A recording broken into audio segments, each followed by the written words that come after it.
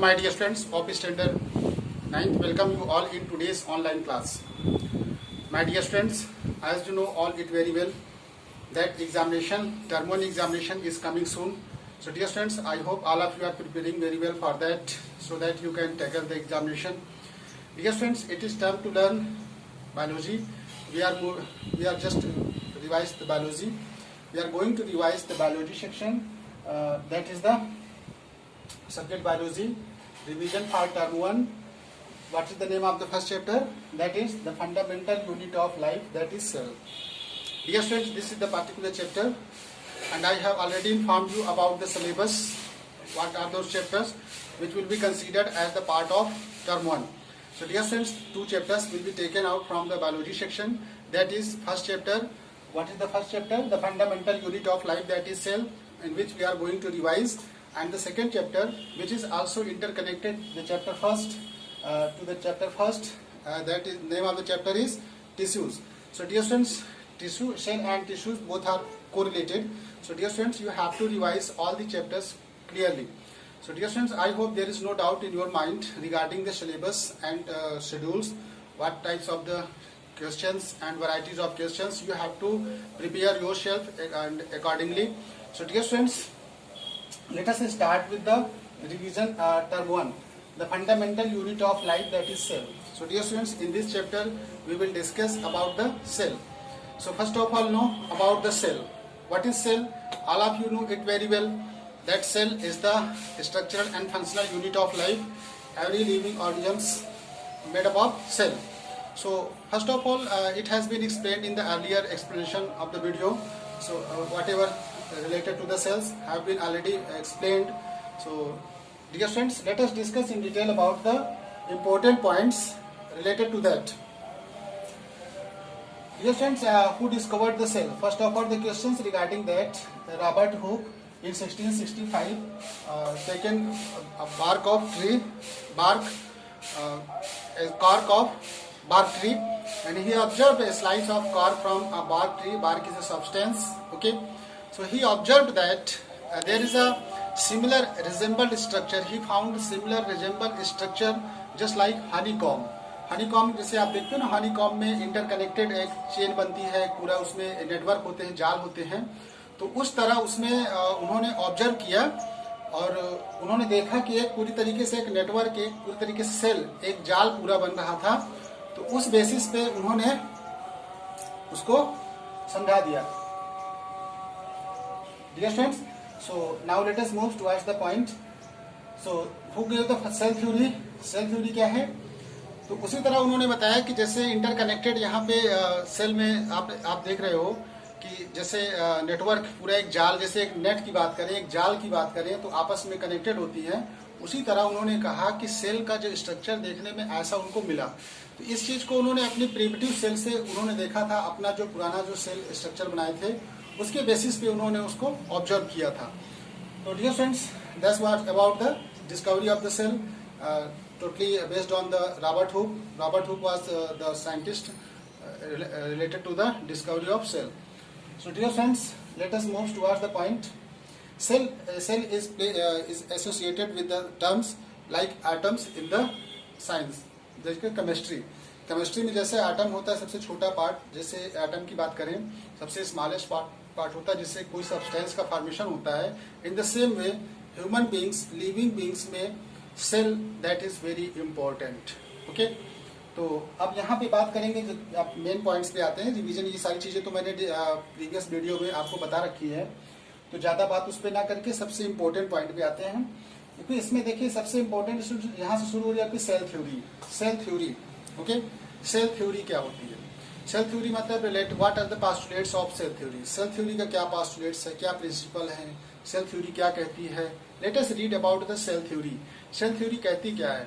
तो cell theory का दिया गया जो सेल थ्योरी है, Matthias, Jakob and Schleiden and Theodor Schwann, इनके द्वारा ये थ्योरी परफॉर्म हुई. तो ये किस ईयर में? इन 1839 एंड 1838. इन्हीं के द्वारा यहाँ पे जोड़ करके ये जो थ्योरी आ रही है, सेल थ्योरी, सेल थ्योरी क्या स्टेटमेंट देती है, सेल थ्योरी का क्या स्टेटमेंट है ये देखते हैं. Let us know about that cell theory. First point, let us see the first point. All living organisms are made up of the cells and cell products. देखिए कोई भी लिविंग ऑर्गेनिज्म होगा, यहाँ पे ऑल लिविंग की बात हो रही है. So all living organisms are made up of the cells and cells products. Cell से या सेल के प्रोडक्ट से फॉर्म करेंगे. जितने भी लिविंग ऑर्गेनिज्म्स होंगे वो किससे मिलके बने होंगे students? That is cell. Next one, cell is the site. यहाँ पे इम्पोर्टेंट है नोट करने वाला point. A cell is the site. Site का मतलब एक प्लेस जहाँ पे सेल का साइट का बता रहा है. यहाँ पे जहाँ इज द प्लेस, सेल क्या है? इज द साइट यानी एक place for the all metabolic reactions. इसका मतलब जितनी भी मेटाबॉलिक रिएक्शंस, जैसे आपका डाइजेशंस, रेस्पिरेशंस, मतलब जो प्रोसेस आपकी हो रही हैं, जैसे metabolic reactions that is digestible, उपापचय की जैसे रिएक्शंस, कुछ आपकी जो मेटाबॉलिक रिएक्शंस बॉडी के अंदर हो रही हैं वो सब कहाँ हो रही है स्टूडेंट्स? ये आपकी हो रही है कहाँ पे? Cell is the site for the all metabolic respiration, metabolic reactions. तो मेटाबॉलिक रिएक्शन जैसे आपके कितनी भी हो रही है, जैसे रेस्पिरेशन से फूड, ऑक्सीजन के थ्रू में फूड क्या होता है? ब्रेक डाउन होता है. सेलुलर रेस्पिरेशन के समय तो और भी सारी चीजें जो आपकी हो रही हैं वो सेल में ही हो रही हैं. ठीक है, the important point. Thus a cell is the structural and functional unit of life. तो साथ में सेल तो स्ट्रक्चरल तो है ही, cell is the structural, structure तो आपको प्रोवाइड करा ही रहा है, and functional unit of life. It is a self functional unit of life. क्यों है? क्योंकि यहाँ पे एक्शन भी हो रहा है. That is functional, it is a functional unit of life. Next one is third point. I have mentioned 2 points. So third point, let us read the third point. What is the statement? All the cell arises from pre-existing cell. That is very important. कोई भी cell है arise हो रहा है वो pre existing cell से ही arise हो रहा है. प्री एग्जिस्टिंग सेल का मतलब पहले से एग्जिस्ट की हुई सेल से ही अराइज हो रहा है. जैसे आपने देखा था प्रीवियस क्लास में पढ़ा होगा 8 लेवल में, जैसे अमीबा स्प्लिट होता है तो अमीबा तो पहले से भी प्री एग्जिस्टिंग सेल है ना. तो जैसे फर्टिलाइजेशन होता है, जाइगोट्स होता है, मियोसिस मिटोसिस प्रोसेस के थ्रू, जैसे मियोसिस और मिटोसिस प्रोसेस के थ्रू सेल का डिवीजन होता है. डियर स्टूडेंट्स, इसी तरह यहाँ पे आप देख सकते हो कि cell arises from pre existing cells. इसका मतलब मेन सेल्स, मदर सेल्स से ही डॉटर सेल्स अराइज हो रही हैं. इसका मतलब है कि all cell arises from pre existing cells by division. लिखा नहीं, देखो, by division of already existing cells. इसका मतलब वो सेल्स डिवाइड होगी विच इज ऑलरेडी एग्जिस्ट. जैसे आपने अमीबा का देखा था, अमीबा के केस में देखा अमीबा स्प्लिट हो रही है. ठीक है, amoeba splits into 2 or more. तो इस तरह यहाँ पे आप देख सकते हो स्टूडेंट्स कि प्री एग्जिस्टिंग सेल से ही अराइज होगा. Next, that is very important. Point 4, life of every organism start from single cell. Life किसी भी सेल की स्टार्ट कहाँ से होती है? Single cell. सिंगल सेल का मतलब यूनिसेलुलर. यूनिसेलुलर का मतलब जैसे आप बात करिए, जैसे we are the human beings, we can understand this one. जैसे जब बॉडी का फॉर्मेशन होता है स्टूडेंट्स, जैसे हम अपने कंसीडर करें कि हमारा जब reproductions, we are the result of reproductions and fertilization, all this things you have learned in the previous class. That is the in the back class. Just like reproduction in case of the animals, so there you have seen in case of the animals, especially for human beings, zygote is formed. First of all, zygote. तो all you know that the zygote का formation होता है students. जब यहाँ पे zygote का formation होता है, जब उसमें फॉर्म करता है तो that is the single. Okay, फिर धीरे धीरे वो क्या होता है कि मल्टी सेलुलर ऑर्गेनिज्म का फॉर्मेशन करता है, फोइटस का फॉर्मेशन होता है, एक कंप्लीट बॉडी डिजाइन बनके तैयार होती है. तो जैसे एग सेल की बात करें, जैसे एग सेल, ठीक है, एग सेल्स, स्पर्म सेल्स, जैसे ये किसी भी सेल से जब ओरिजिन हो रहा है तो that is the life of every organism start from single cell. इसका मतलब unicellular. Single cell, that is the unicellular. So dear friends, this theory is very important in explaining and providing us complete explanation about the cell. So cell theory, that is very important point. There are 4 points included in the cell theory, and I have explained all the points clearly. So dear students, I hope all of you have understood this one. Next moves towards the new points. How can you detect the cell? The question is arise, how can you detect the cell? How can you see the cell? we can't see the cell with the naked eyes. Okay, with minute magnifications we are unable to see the cell structure. Therefore we have to use the some scientific equipments just like a microscope. Okay, microscope with a high amplification microscope. There are so many advanced type of microscope just like electron microscope. Okay, where electron beams runs, electron beam के through देखते हैं. और light microscope, compound microscope और simple microscope, light microscope. Light microscope में हम लोग light का use करते हैं, उसमें लेंस यूज करते हैं. तो बहुत सारे फीचर्स आप माइक्रोस्कोप का यूज करके, माइक्रोस्कोप क्या करता है, मैग्नीफाई करता है, इमेज को क्या करता है, थोड़ा सा इलाज करता है. तो इमेज को इलाज किया जा सकता है. जैसे कंपाउंड माइक्रोस्कोप आप देखोगे तो उसमें 300 से 1500 1500 power times more magnification power है in comparison to light microscope. तो कंपाउंड माइक्रोस्कोप आप देख सकते हो बहुत हेल्पफुल है. इलेक्ट्रॉन माइक्रोस्कोप भी है. डियर स्टूडेंट्स, आपको समझ में आने लगा होगा कि सेल का स्ट्रक्चर क्या होता है, सेल क्या होता है. ये चीज आप पहले से ही पढ़ाया गया है, तो अब आपको ये समझ में आ गया होगा. तो सेल्स क्या है, सेल डिफर, देखिए सेल साइज में डिफर करते हैं, इन शेप डिफरेंट ऑर्गन्स में साइज और शेप में डिफर करते हैं. Okay, the size and shape of cells relate to the particular function to perform. Size और सेल्स वो किस लिए परफॉर्म करता है, क्यों डिफर करता है, to perform the particular function. Cell number की बात करें, सेल नंबर की बात करेंगे तो on the basis of number of presence of cell organisms have been categorized into two categories. First is unicellular and another is a multicellular organisms. तो unicellular का मतलब है कि यूनिसेलुलर का मतलब होता है कि made up of the only one kind of the cells, only single cells. The species which are the organisms made up of single cells. The organisms made up of the single cells are called unicellular organisms, and on the other hand, the organisms made up of the many cells kinds नहीं लगाओगे आप, many cells known as the multicellular organisms. तो unicellular में आप देखोगे कि बहुत सारे अमीबा, पैरामीशिया, ठीक है. जैसे आप अमीबा का देखा, अमीबा में बैक्टीरिया, ईस्ट, ये सब क्या है स्टूडेंट्स, यूनिसेलुलर ऑर्गेनिजम्स हैं. तो आपके अंदर एक क्वेश्चन ये आता होगा, क्या ये यूनिसेलुलर ऑर्गेनिजम्स हैं, तो क्या जो बेसिक फंक्शन होते हैं, क्या बेसिक जो वर्किंग सिस्टम होता है, क्या ये यूनिसेलुलर ऑर्गेनिजम्स अपने बेसिक फंक्शन को परफॉर्म कर पाएंगे. तो डेफिनेटली बेसिक फंक्शन को अपने परफॉर्म करेंगे. Unicellular organisms can perform the basic function itself. Okay, unicellular organisms और मल्टीसेलुलर ऑर्गेनिजम्स की बेसिक प्रॉपर्टी आप देख सकते हो. यूनिसेलुलर ऑर्गेनिजम्स और मल्टीसेलुलर ऑर्गेनिजम्स से आप डिफरेंशिएट कर सकते हो. You can differentiate between unicellular organisms and multicellular organism. कैसे डिफरेंशिएट करेंगे, पहली बात तो number of presence of the cells. तो यूनिसेलुलर में सिंगल सेल्ड और मल्टीसेलुलर में ज़्यादा बताओगे. They consist of many cells. The size of cell is, size of cell की बात करेंगे तो यूनिसेलुलर में आप देखोगे साइज ऑफ सेल्स 1 से 10 माइक्रोमीटर के रेंज में होती है. 1 से 10 माइक्रोमीटर. ओके, 1 से 10 माइक्रोमीटर. और देखिए 1 micrometer equal to 10⁻⁻6 metre.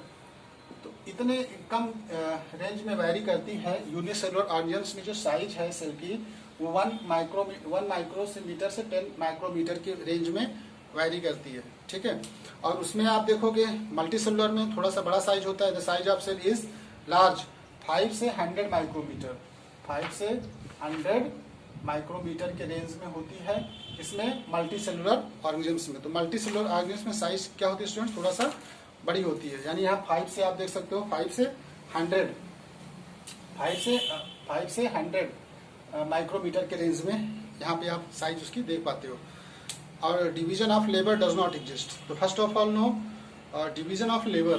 What is division of labour, let us know. Okay, let us erase this one. Division of labor. Explain about that division of labor. Let us understand students, division of labor.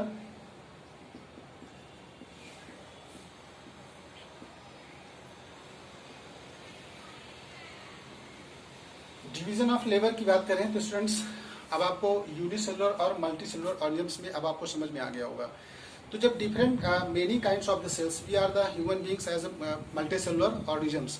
तो being a multi cellular organisms, we have to perform different kinds of the function. Okay, there are so many organelles which are interconnected in our body, which perform a specific function. So just like a heart is a type of organs which used to pump करने में, ठीक है, blood का। और यहाँ पे आप और देखिए stomach for digestive system process, okay, kidney और respiratory system. There are so many organs which are interconnected in our body and perform the specific function inside our body.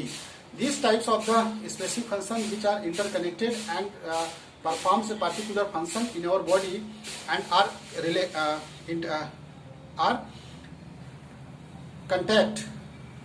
interconnected कह सकते हैं, are interconnected. In this way we can say that there is a division of labor. Division of labour का मतलब है कि वो organs specific function को ही परफॉर्म करेगा, अदर फंक्शन को इंटरप्ट नहीं करेगा। This is the interconnected organs and perform the specific function, that is the division of labour. तो डिवीजन ऑफ लेबर इसी तरह that is the specific peculiar property in case of the multi cellular organisms. तो आपको यहाँ पे क्या बताया जा रहा है students, division of labour does not exist in single cell.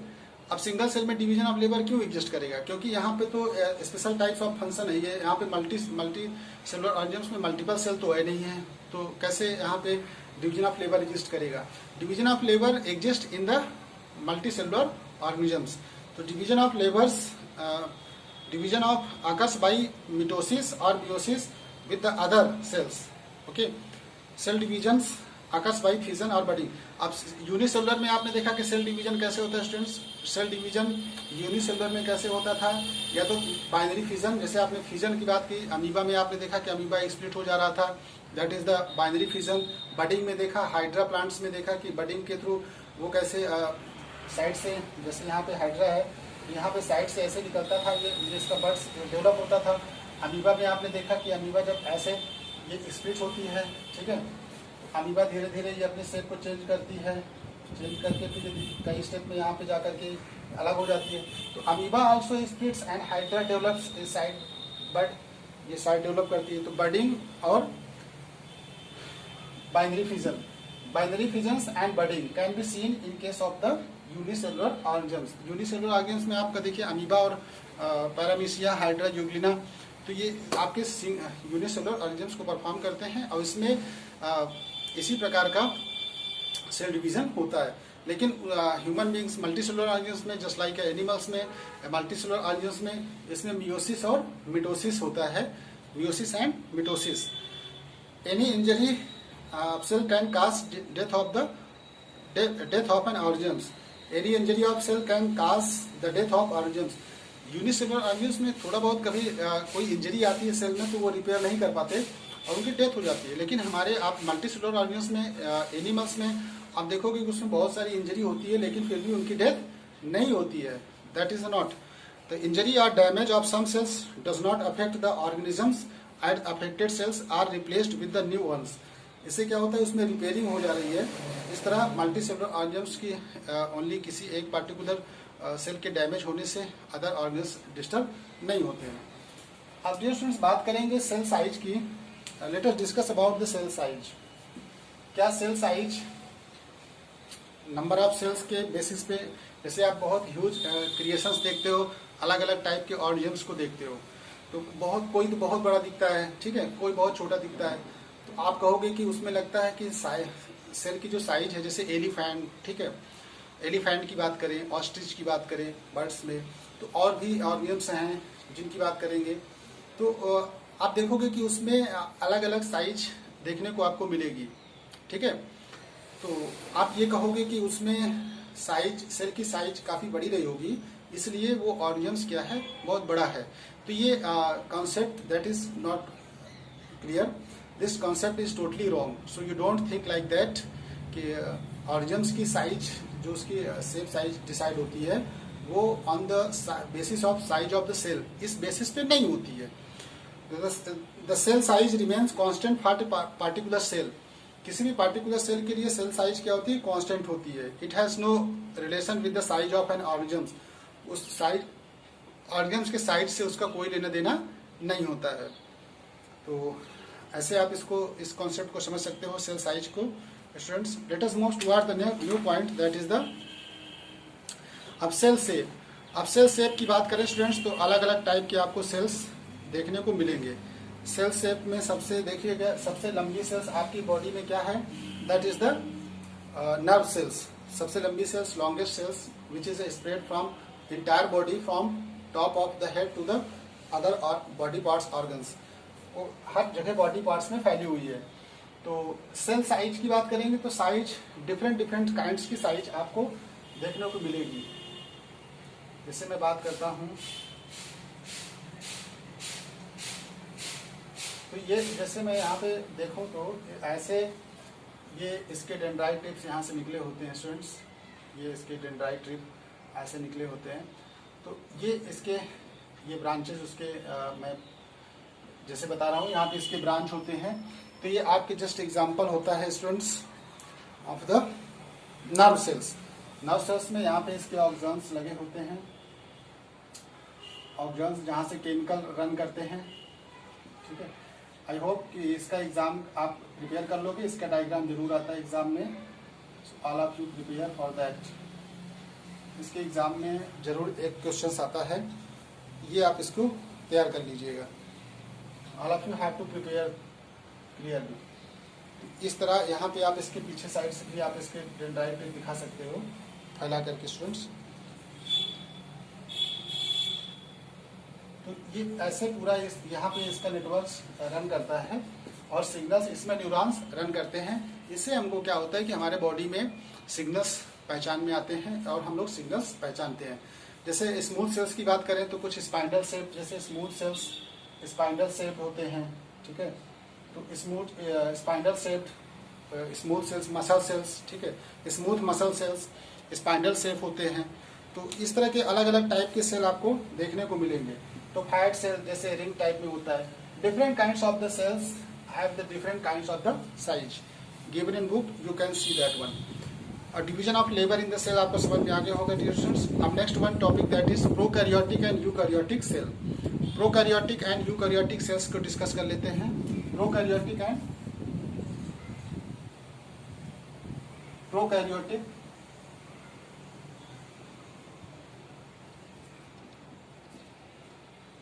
Prokaryotic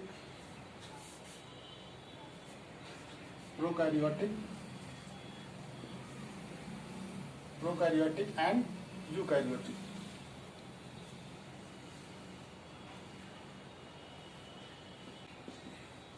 eukaryotic cell, prokaryotic and eukaryotic cells. तो प्रोकैरियोटिक एंड यूकैरियोटिक सेल्स ये क्या होते हैं students? What is the prokaryotes and eukaryotes sales?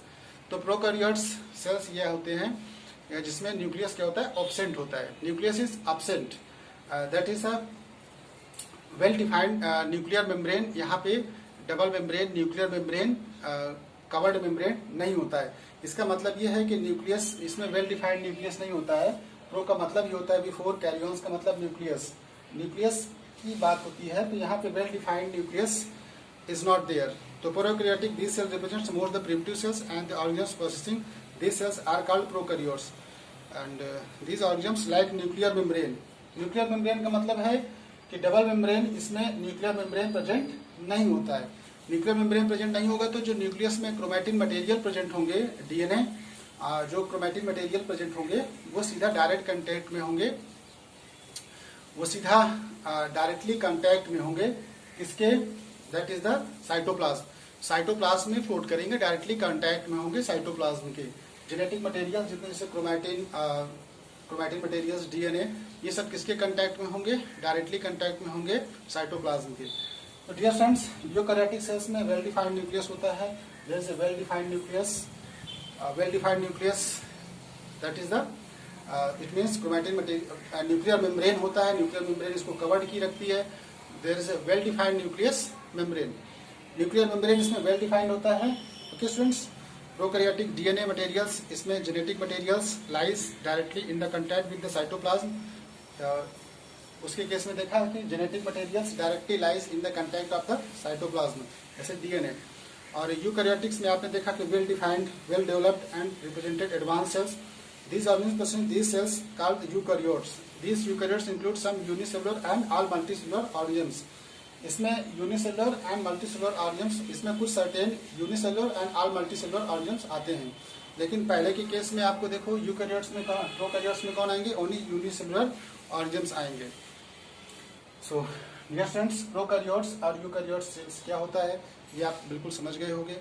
अब डियर स्टूडेंट्स, नेक्स्ट वीडियो में हम discuss करेंगे about the structure of the cells and the function of the different organelles and specific function related to the cells. This was about the description of the cell theory which I have explained. Thank you students for watching today's video.